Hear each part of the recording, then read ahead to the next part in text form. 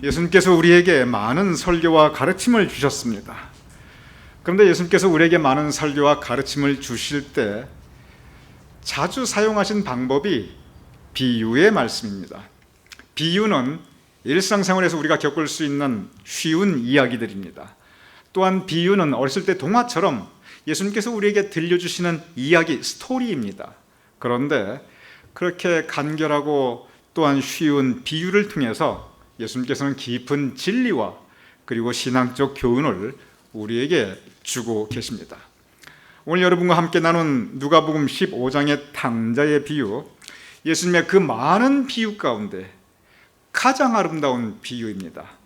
예수님께서 우리에게 들려주신 그 많은 스토리 가운데 가장 귀한 스토리입니다. 그리고 이 탕자의 비유를 통해서 예수님께서는 우리에게 그 깊은 신앙적 교훈을 들려주고 계십니다.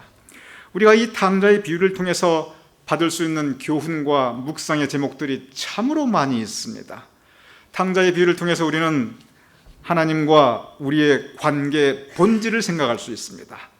탕자의 비유를 통해서 용서와 구원이 무엇인지 우리는 알 수 있습니다.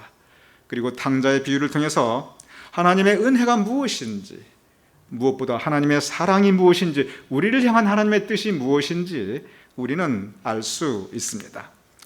여러분과 저 이미 너무나 잘 아는 이 탕자의 비유, 우리가 이 시간 함께 다시 묵상하기를 원합니다. 탕자의 비유, 누가복음 15장 11절 12절, 그 비유의 첫 시작은 이렇게 예수님께서 말씀하셨습니다.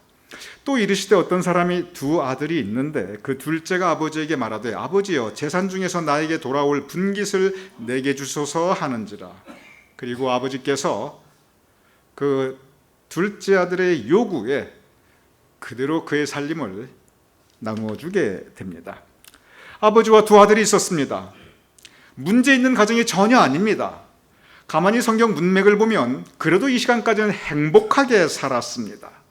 적어도 이 둘째 아들은 부러울 것 없는 가정에서 인자하고 자상한 아버지 밑에서 좋은 가정교육을 받아오며 행복하게 부족함 없이 살았던 아들이었습니다.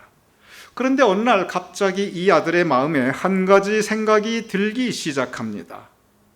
전에 느끼지 못한 걸 갑자기 느끼게 됩니다. 내 아버지에게 지금 보니 많은 재산이 있구나. 아들은 그 시간부터 아버지 당신 그 자신보다 아버지의 재산에 관심을 가지기 시작합니다. 그리고 그 생각은 점점 커집니다. 그 재산을 가지고 싶어 하게 됩니다. 그런데 문제가 있습니다. 아버지가 아직 살아 계시다는 것입니다. 그때나 지금이나 아버지의 재산 상속은 아버지가 돌아가셔야만 가능합니다. 내가 저 재산을 빨리 가지고 싶은데, 그래서 저 재산 가지고 내가 내 마음대로 뭐 좀 해보고 싶은데, 문제는 이 아버지가 멀쩡하게 살아 계신 거예요. 도대체 이 아버지 돌아가실 생각을 안 하고 계십니다. 그래서 이 아들이 생각해낸 것이, 아버지 돌아가시지 않으면 그러면 그냥 돌아가신 셈 치시고, 그냥 이 세상 떠나신 셈 치시고 그냥 재산이라도 주십시오. 이것은 어느 무로 보나 자식의 도리가 아니었습니다. 도리를 떠나서 아버지에 대한, 지금까지 같이 살아온 그 아버지에 대한 최소한의 예의, 최소한의 존중하는 마음도 이 아들은 가지고 있지 않습니다. 오직 자기 생각에만 충실하고 있습니다. 이것은 어느 무로 보나 참 악한 생각입니다. 그리고 돌아가시지도 않은 아버지에게 재산을 요구하는 것은 참으로 악한 행동입니다. 여기서 우리는 보통 이렇게 생각할 수 있습니다. 저 아들, 저 둘째 아들 놈 천하의 나쁜 놈이구나. 어떻게 사람이 저럴 수가 있느냐. 우린 이 둘째 아들에 대해서 분개하기 쉽습니다. 그러면 이 둘째 아들이 처음부터 나쁜 아들이었는가? 그 심성이 처음부터 그렇게 사악하였는가? 그렇지 않습니다. 성경을 자세하게 읽어보면 이 두 아들 다 분명히 그 아버지 앞에서 처음에는 성실하고 착한 아들이었을 것입니다. 아버지는 그 두 아들들을 자랑스러워하고 그리고 그 아들과 함께 사는 것을 행복해합니다. 어느 날 갑자기 그런데 이 둘째 아들이 변한 거예요. 사람이 갑자기 저렇게 변할 수 있는가? 얼마든지 가능합니다. 한순간에 변할 수 있습니다. 확 변할 수 있습니다. 왜냐하면 이 모든 것이 마음으로부터 시작합니다. 이 둘째들에게 어느 날 갑자기 아버지 재산을 가지고 싶다고 하는 그 생각이 들기 시작합니다. 그 악한 생각, 그 죄된 생각, 그 생각은 과연 어디에서 오는가? 요한복음 13장 2절은 이렇게 기록되어 있습니다. 마귀가 벌써 가롯 유다의 마음에 예수를 팔려는 생각을 넣었더라. 지금까지 인류 역사의 그 모든 배신 가운데 가장 큰 배신, 그것은 가롯 유다의 배신이었습니다. 그 배신이 시작되는 첫 출발점이 바로 이 말씀입니다. 가롯 유다의 마음에 악한 생각이 들어갑니다. 그런데 그 악한 생각은 가롯 유다의 본래 마음이 아닙니다. 마귀가 이 악한 생각을 가롯 유다에게 넣어줍니다. 가롯 유다가 처음부터 나쁜 사람인가? 절대 그렇지 않습니다. 성경에 보면 가롯 유다는 예수님의 돈주머니를 맡은 사람이다 라고 기록되어 있습니다. 적어도 돈주머니를 맡고 돈을 관리할 정도면, 그래서 예수님과 12제자의 그 모든 재정을 관리할 정도라면 예수님으로부터 철저한 신임을 받은 사람이었습니다. 적어도 가롯 유다는 믿을 수가 있다. 12제자가 다 인정하였습니다. 사람들이 예수님께 헌금하고 싶으면 가롯 유다에게 이 돈을 전해 주었습니다. 그만큼 모든 사람들로부터 인정받았던 사람이었습니다. 성경을 보면 가롯 유다 절대로 처음부터 나쁜 사람 아니었습니다. 문제는 뭐냐면 마귀가 그 선한, 정직한, 그리고 성실한 가롯 유다에게 악한 생각을 넣어줍니다. 그리고 그 악한 생각이 점점 커집니다. 결과적으로 그는 악한 행동을 하게 됩니다. 그때 주변 사람들은 다 놀라게 됩니다. 아니, 저 둘째 아들이 왜 저렇게 변하게 됐지? 아니, 저 가롯 유다가 왜 저렇게 사람이 변했지? 우리의 신앙생활에서 우리가 명심해야 될 것이 있습니다. 마귀가 힘이 있습니다. 성경이 그것을 증거합니다. 마귀가 능력이 있습니다. 그런데 마귀의 가장 큰 힘과 능력은 사람에게 악한 생각을 넣어서 그 사람이 한순간에 변하게 하는 것입니다. 누구나 살면서 악한 생각 들 수 있습니다. 이거 정상입니다. 이거 현실입니다. 그 누구도 여기서 자유로울 수 없습니다. 왜냐하면 악령은, 공중권세 잡은 자는 우는 사자와 같이 두루다니며 삼킬 자를 찾기 때문에 그렇습니다. 그렇기에 적어도 정상적인 사람이라면 살아가면서 악한 생각 한 번쯤 안 가져볼 분들 아무도 없습니다. 문제는 뭐냐면 바로 그러한 때 영적 분별력을 가져야 합니다. 내 마음에 왜 이렇게 이 악한 생각이 들지? 내가 자꾸 이렇게 나쁜 마음이 자꾸 들게 되지? 영적 분별력. 그 마음은 여러분 마음이 아닙니다. 마귀가 넣어준 악한 생각입니다. 그러한 때 우리 마음을 지켜야 합니다. 그런데 마귀로부터 내 마음을 내가 지키는 것, 이 악한 생각이 나게 될 때 마귀가 악한 생각을 넣어주었더라.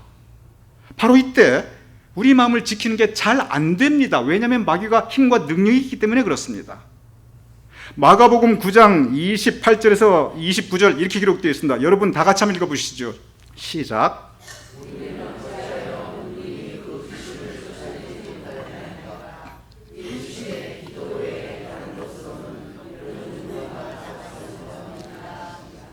다시 말씀드립니다. 귀신, 즉 마귀는 힘과 능력이 있습니다. 그 힘과 능력은 악한 생각을 넣어서 사람을 변하게, 한순간에 변하게 하는 것입니다. 그런데 이 악한 생각이 들면 내 힘으로 물리치기가 참 힘든데 예수님께서 뭐라고 말씀하셨냐면, 예수님의 말씀입니다. 기도 외에는 다른 것으로 이런 종류, 즉 마귀의 역사, 악한 생각을 들어오게 하고 그 악한 생각이 커지게 하고, 그래서 악한 말을 하게 되고 나아가 악한 행동을 하는 것, 기도 외에는 이런 종류가, 바로 그러한 종류가 나갈 수가 없느니라. 여러분, 우리는 기도해야 합니다.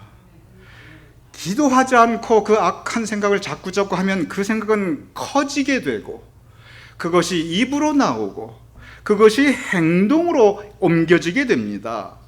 여러분과 우리 모두 명심해야 됩니다. 우리 모두 불완전한 사람입니다. 우리 모두 나약합니다. 영적으로 우리 모두 넘어지기 쉽습니다.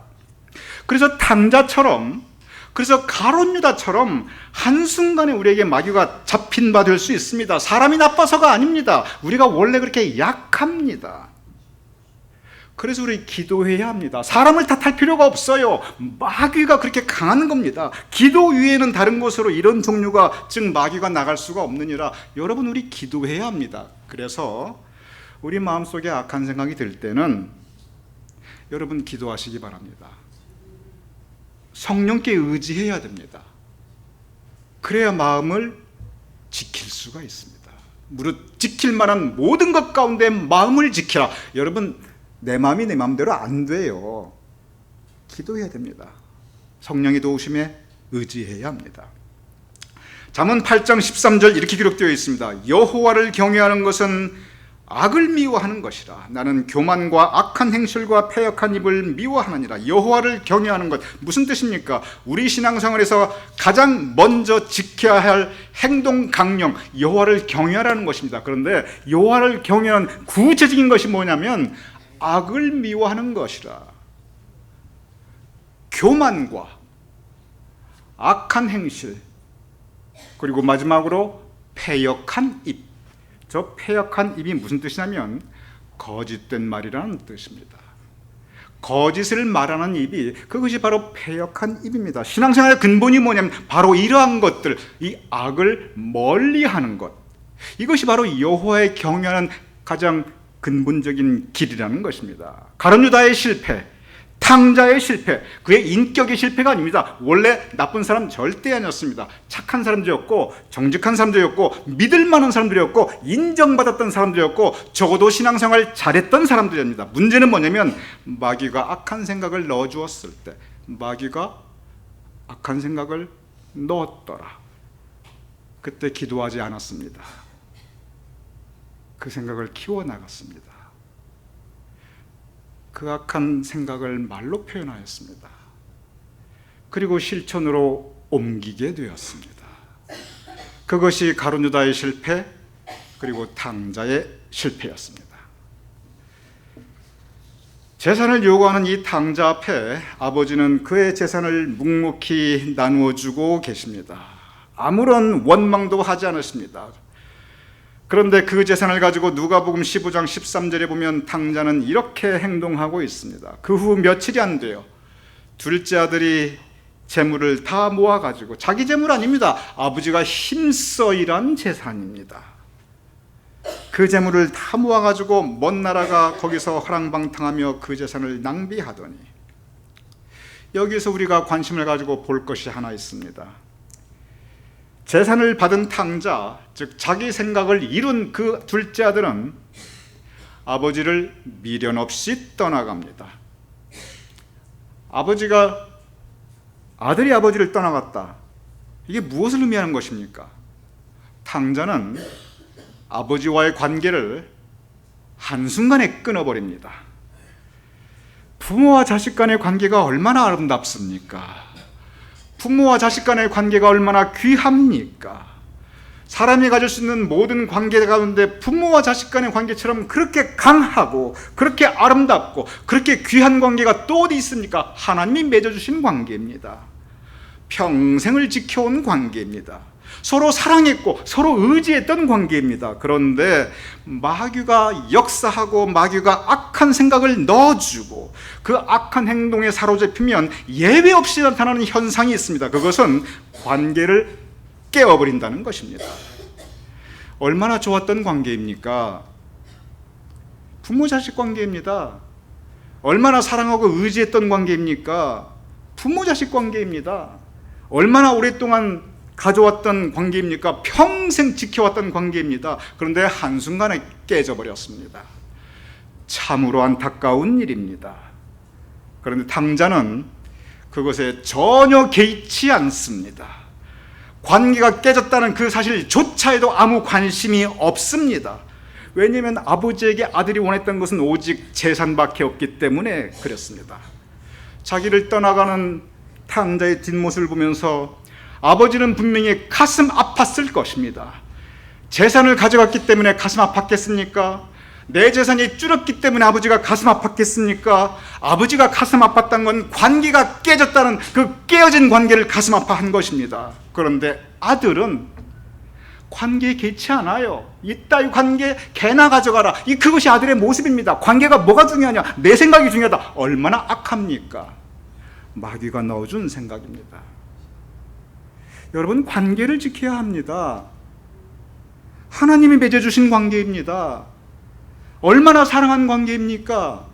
얼마나 긴 시간 서로 의지했습니까? 뜻을 같이 한 아들과 부모의 관계입니까?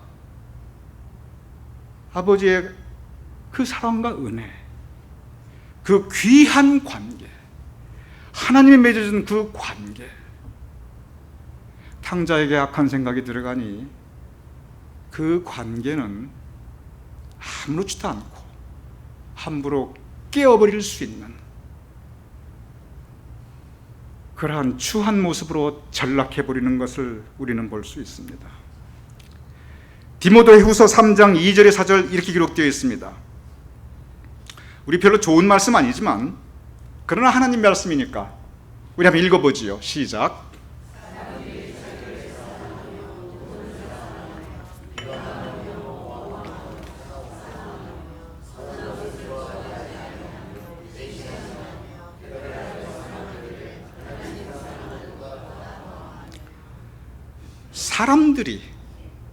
사람들이 어떤 마음을 가지냐면 사람들의 마음과 행동이라는 것입니다. 자기를 사랑하기 쉽고 돈을 사랑하기 쉽고 사람들이 비방하며, 즉 진실되지 않고 거짓된 말로 다른 사람들을 함부로 비난하고 그리고 모함하며 싸나우며, 여기서 싸나우다는 건 잔인하다는 뜻입니다. 아주 잔인해질 수 있고 그리고 선한 것을 좋아하지 않으며 악해질 수 있다는 겁니다. 여러분, 사람이 어느 정도까지 악해질 수 있냐면, 제가 6.25 때 이렇게 기록들을 보고요, 한국만 그런 게 아니에요. 굉장히 잔인했습니다. 말할 수 없이 잔인했습니다. 2차 대전 때도 그랬어요. 이 전쟁 가운데 지난번 보셨죠? 중세도 그랬어요. 머리 다 깨져 터졌습니다. 사람이 어느 정도까지 악해질 수 있냐면 악한 것에 끝까지 갈수록 그렇게 잔인할 수 있습니다. 저기 보면 싸나우며 그리고 악해지며 그리고 배신하며 쾌락을 사랑하기를. 여기서 쾌락은 뭐냐면 내가 추구하고 원하는 내 생각이 이루어지면 그거 즐거운 거예요. 악한 일에 즐거워하는 것입니다. 이렇게 하기를 하나님 사랑하는 것보다 더하며 누구나 이렇게 될 수 있다는 것입니다. 어떠한 때? 마귀가 악한 생각을 가룟 유다에게 넣어주었더라. 누구에게나 마귀에게 사로잡히면 자기를 사랑하고 사람보다 돈을 사랑하고 남을 함부로 비방하고 거짓으로 모함하고 잔인해지고 그리고 악해지고 배신. 탕자는 배신자였습니다. 그리고 자기 즐거움을 사랑하기를 하나님보다 더하며, 오늘 이 디모데후서 3장 2절 4절의 모습은 바로 탕자의 마음과 너무나 일치합니다. 탕자는 자기 자신만을 사랑하였습니다. 자기를 사랑하지 않는 사람이 어디 있습니까? 자기의 모든 사랑의 근본입니다. 그런데 내가 귀한 만큼 다른 사람도 귀한 겁니다. 내가 천하보다 귀한 영혼이라면 내 옆에 있는 내 이웃들도 다 천하보다 귀한 영혼입니다. 나를 사랑하는 건 문제가 아닙니다. 이웃을 내 몸과 같이 사랑하라. 다른 사람도 사랑하고 존중하고 배려하고. 돈을 사랑하지 않는 사람이 어디 있습니까? 돈 사랑해야 됩니다. 돈에 대한 그 정상적인 욕구가, 그것이 우리 삶의 커다란 드라이빙 포스, 원동력입니다. 문제는 뭐냐면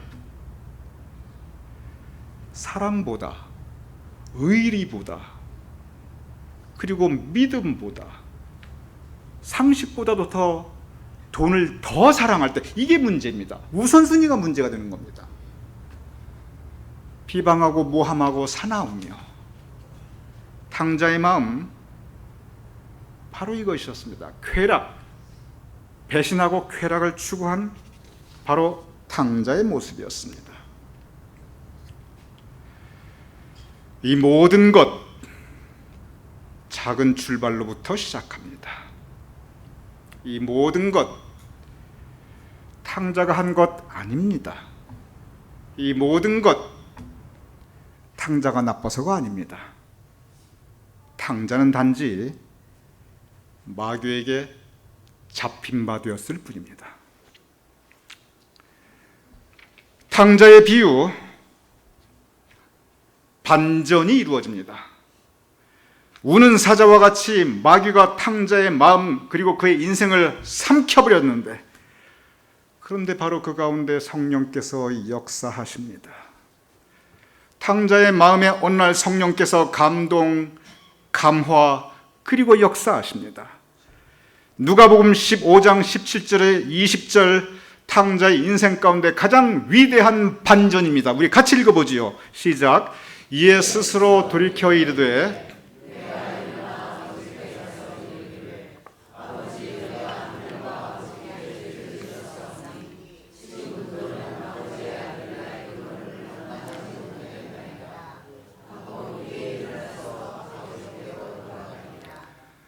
악령에 잡힌 바 되어서 그 작은 악한 마음이 그 마음을 점점 커지게 하고, 그것이 입으로 나오고 행동으로 옮길 때, 그래서 내 뜻이 이루어질 때, 하나님의 뜻이 아니라 내 뜻이 이룰 때 나는 즐겁습니다. 쾌락이 찾아옵니다. 그런데 그러다가 탕자의 삶은 어느 날 뒤죽박죽이 됩니다. 엉망진창이 됩니다. 주변에 온통 깨어져 나간 관계뿐입니다. 악의 역사는요, 나하고 다른 사람들과 관계만 깨는 게 아니에요. 주변의 사람과 사람의 관계까지 깨어버려요. 그것이 아주 놀라운 역사, 놀라운 힘입니다. 악령의 역사입니다. 멀쩡한 다른 사람들의 관계까지도 다 깨버리게 되어요. 이러한 때 성령께서 어느 날 탕자에게 생각을 넣어주십니다. 일어나라. 아까 그거 띄워주세요. 성경 말씀. 성령께서 생각을 넣어주십니다. 일어나라. 회개하라. 그리고 아버지께 돌아가라.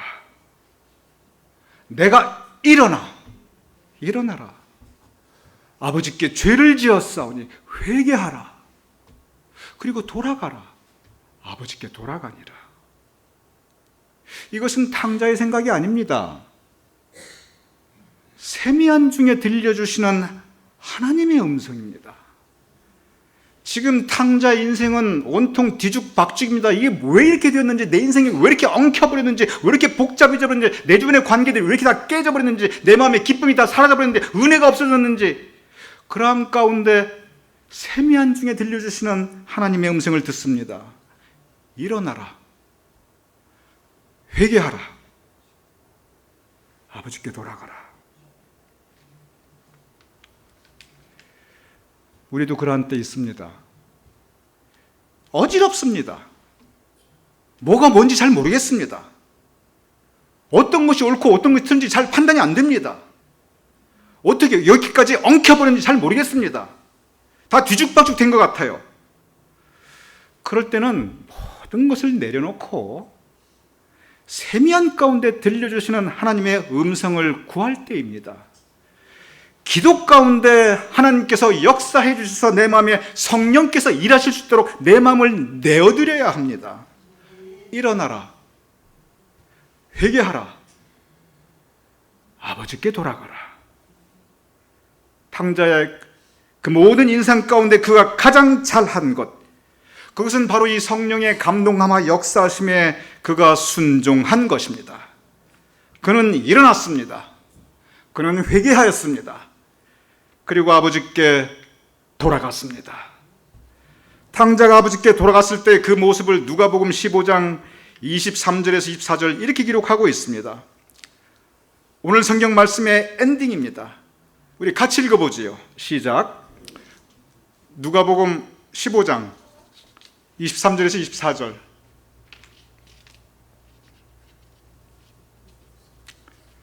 제가 읽어보겠습니다. 우리가 먹고 즐기자. 이 내 아들은 죽었다가 다시 살아났으며 내가 잃었다가 다시 얻었노라 하니 그들이 즐거워하더라. 우리 다 같이 읽어보죠. 시작.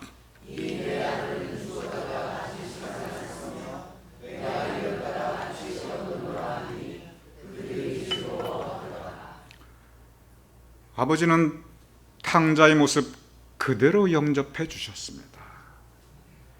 탕자는 그 모습 그대로 나아갔고 아버지는 그 모습 그대로 맞아주셨습니다.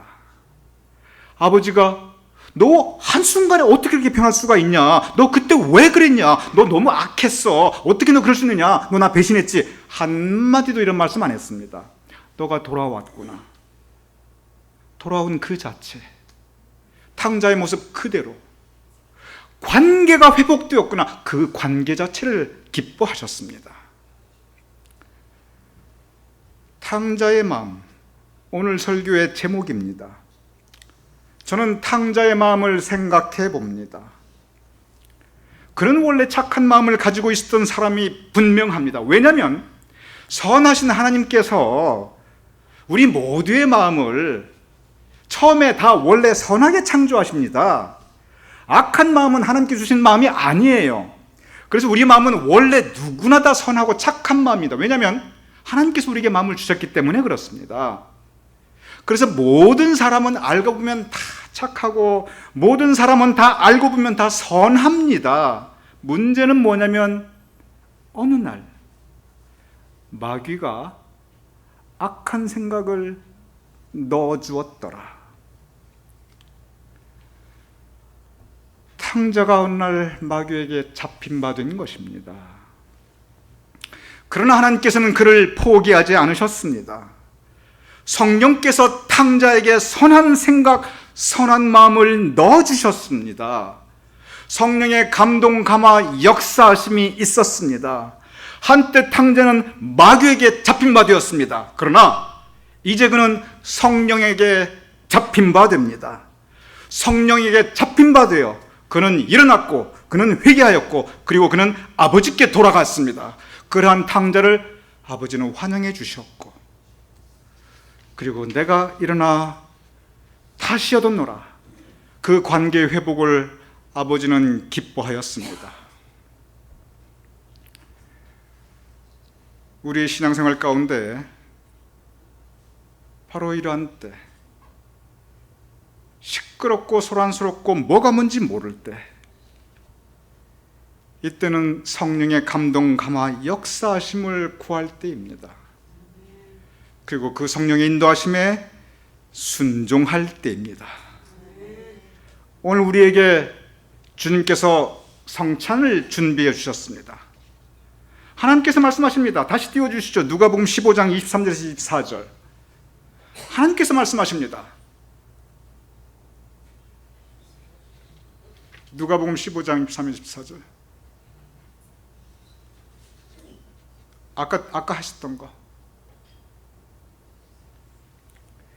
우리가 먹고 즐기자. 아버지께서 말씀하십니다. 우리가 먹고 즐기자. 이 성찬은 하나님께서 우리에게 우리가 먹고 즐기자. 오라. 우리가 먹고 즐기자. 그리고 함께 즐거워합니다. 이 성찬 주님께서 준비해 주셨습니다. 주님께서 말씀하십니다. 일어나라. 회개하라. 돌아오라. 그리고 먹고 즐기자. 이제 우리는 이 성찬 앞에 아버지의 은혜 앞에 나아갈 때입니다. 성찬의 의미가 무엇입니까? 아버지의 은혜입니다. 아버지의 사랑입니다.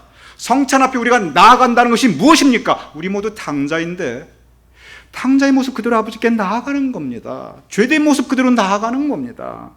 하나님, 나를 정하게 하여 주시옵소서. 나에게 정한 마음을 새롭게 하여 주시옵소서. 내 죄 주홍같이 붉을지라도 흰 눈같이 희게 하여 주시옵소서. 이 성찬 앞에 우리는 우리의 모습 그대로 나아가 일어나라, 회개하라, 나아가라. 주님께서 말씀하십니다. 우리가 먹고 즐기자. 여러분, 지금부터 잘하면 됩니다. 아버지는 과거의 잘못 탓하지 않으셨습니다. 우리가 함께 먹고 즐기자. 내가 다시 얻어노라. 관계의 회복. 관계 회복이 아버지의 관심이었습니다. 오늘 이 시간 주님께서 여러분에게 베풀어 주신 이 성찬에 여러분 모두를 초대합니다. 여러분과 저는 본질적으로 우리는 모두 탕자의 모습입니다. 하나님 앞에서. 왜냐하면 우리 모두 완전하지 않기 때문에 그렇습니다. 그렇기에 우리에게 은혜가 필요합니다. 그렇기에 우리에게 하나님의 사랑이 필요합니다. 그러한 우리에게 성찬을 베풀어 주십니다. 이 성찬을 함께 하시고 새로워질 수 있는, 이제 성령에 붙잡힘 받을 수 있는 저와 여러분이 될 수 있기를 주님의 이름으로 축원합니다.